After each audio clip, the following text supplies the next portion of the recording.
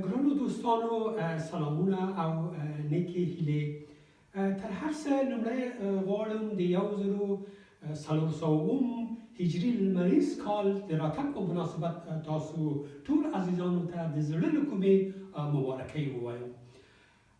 خدای دې وکړي چې دا نوی کال، نوی پیړۍ، نوی پسرلی زموږ په هېواد کې د سولې، امن، خیر او برکت کال وي. دوستانو، ما د نوي کال په ویاړ یو دوه شعرګوټي جوړ کړی چې غواړم تاسو عزیزانو ته یې تقدیم کړم. د لومړي شعر سرلیک دی: ښکلیه پسرلیه، ښکلیه پسرلیه خدای دې راوله، ښکلیه پسرلیه خدای دې راوله، زړونو ته ښادیه خدای دې راوله. 1400 لمریز کاله، 1400 لمریز کاله، ای نوی پیړیه خدای دې راوله.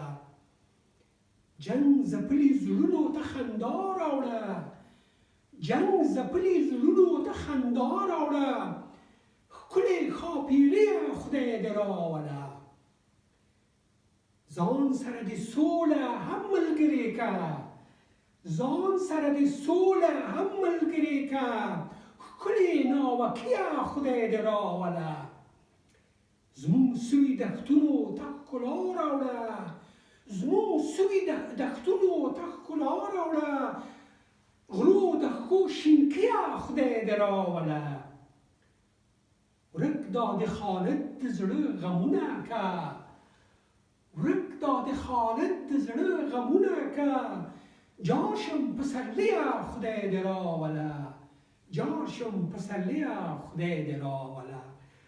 دوستانو، دا بل شعر هم تاسو خدمت تقدیموم.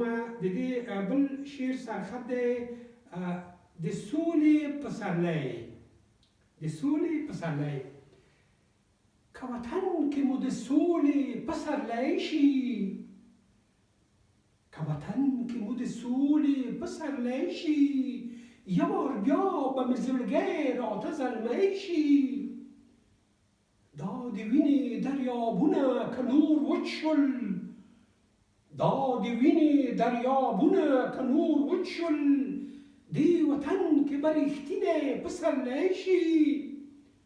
د نفاق او ځانځانۍ که هلته پای شو، د نفاق او ځانځانۍ که هلته پای شو، نور به دا ولس پر ستونزو بریالی شي. که چا سر د سولې امن لار کې بایلود، که چا سر د سولې امن لار کې بایلود، په تاریخ کې به اتل او میړنی شي. خدای داسې یو ورځ راولې وطن ته، خدای داسې یو ورځ راولې وطن کې، چې خواره واره مهاجر بیرته یوځای شي. لاس دې لپکه خالده دعا وکړه، لاس دې لپکه خالده دعا وکړه، چې دا کار دې د اوربند او دزبندی شي، چې دا کار دې د اوربند او دزبندی شي. مننه دوستانو ستاسو د پاملرنې نه.